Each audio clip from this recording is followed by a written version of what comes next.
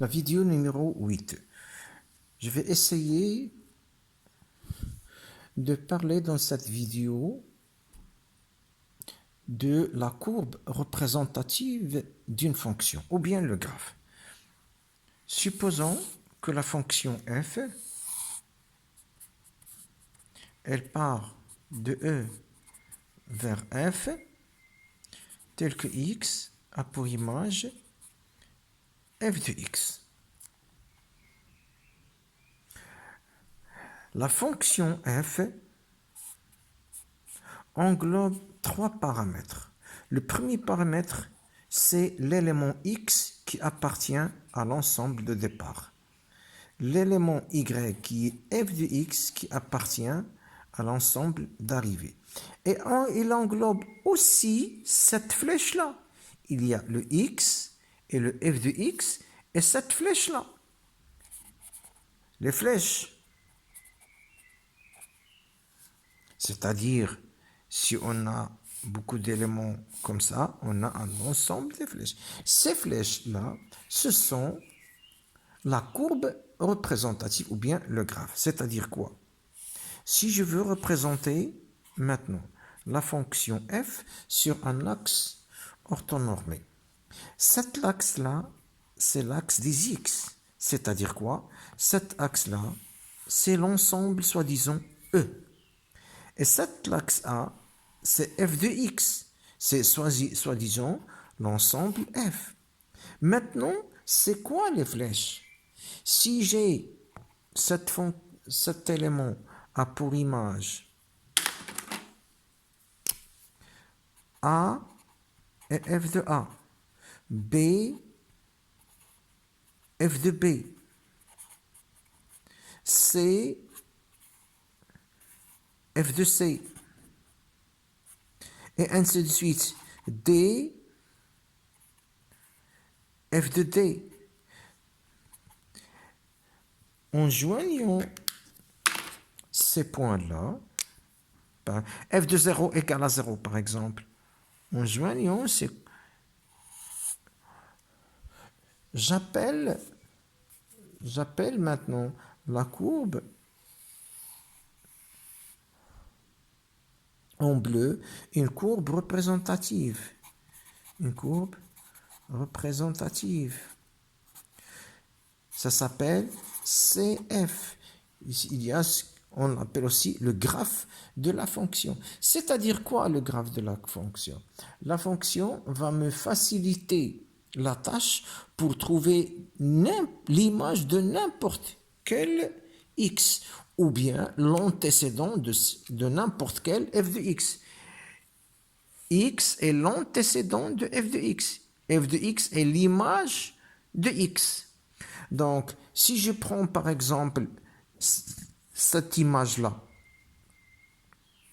et voilà son antécédent. Si je prends cet antécédent, l'antécédent ici, et je veux son image, il suffit de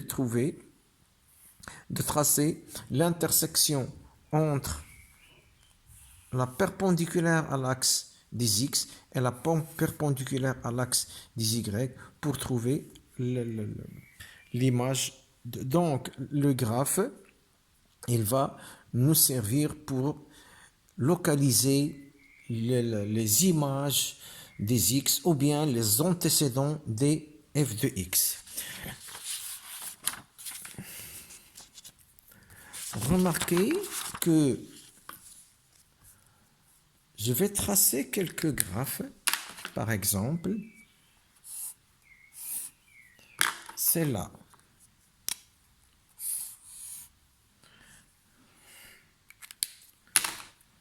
Regardez maintenant, si je prends le pic A,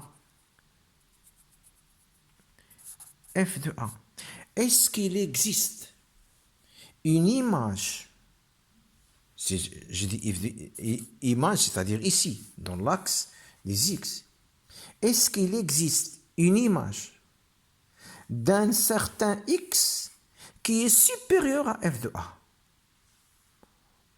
Aucune image.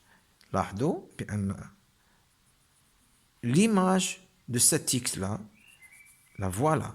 L'image de cet x-là, la voilà. L'image de cet x-là, la voilà. L'image de cet x-là, la voilà. L'image de cet... Donc, toutes les images sont inférieures à f de a. Je vais appeler f de a un maximum. On dit que f admet un maximum qui est quoi? Les rois f de a, que je vais appeler m. Où ça? Où ça? M. En x0 est égal à a. En x est égal à a. C'est-à-dire, si x est égal à a, alors f de a sera le maximum de cette fonction.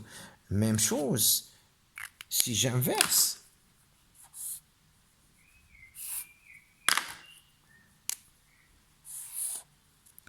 on remarque que si j'ai ici b, et ici f de b, je vais remarquer que tous les x, ils ont des images supérieures à b.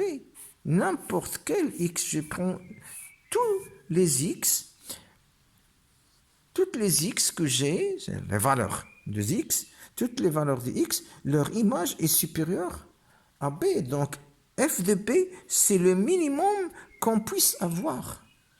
F de b, c'est le minimum qu'on puisse avoir. C'est-à-dire, quel que soit x dans mon domaine de définition, quel que soit x dans mon domaine de définition, f de x, elle est supérieure à petit m, supérieure ou égale au petit m, c'est-à-dire m est un minimum. Maintenant, dans le minimum, on peut trouver dans une fonction beaucoup de minimums, un ensemble de minimums. Prenons cet exemple-là, ou bien maximum.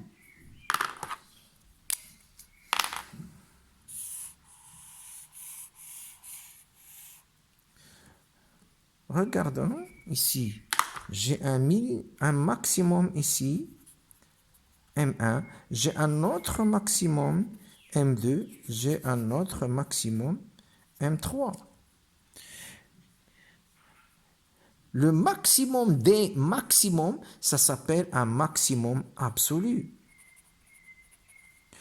Maximum absolu. C'est-à-dire quoi, maximum? C'est-à-dire dans tout le domaine de définition, dans tout mon domaine de définition.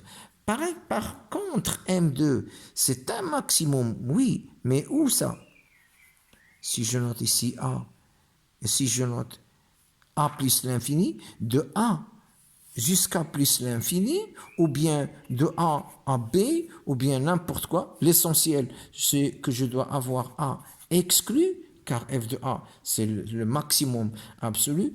Toutes les x ici, leur image est inférieure à 2. Donc, M2, c'est un maximum, oui, mais relatif. C'est-à-dire quoi relatif? C'est-à-dire M2 appartient à A exclu plus l'infini. Aussi, M3 est un maximum. Si je note ici C, c'est un maximum relatif qui appartient à C plus l'infini, C exclu.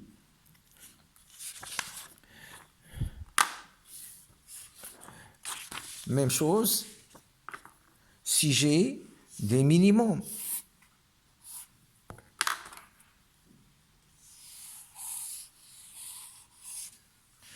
Voilà, j'ai un minimum M1, un minimum, un petit m, petit m1, petit m2, et voilà m3. Ça, c'est un minimum, ça, c'est un minimum, ça aussi, c'est un minimum. Mais m1, c'est le minimum absolu. Pourquoi? Car c'est le minimum dans tout l'intervalle qu'on a, dans notre domaine de définition. Par contre, M2, non. Si je note ça A, M2, c'est un minimum qui appartient à A plus l'infini. Et M3 aussi, c'est un minimum, mais qui appartient à C plus l'infini. Donc, M2 et M3 sont des minimums relatifs. M1 est un minimum absolu.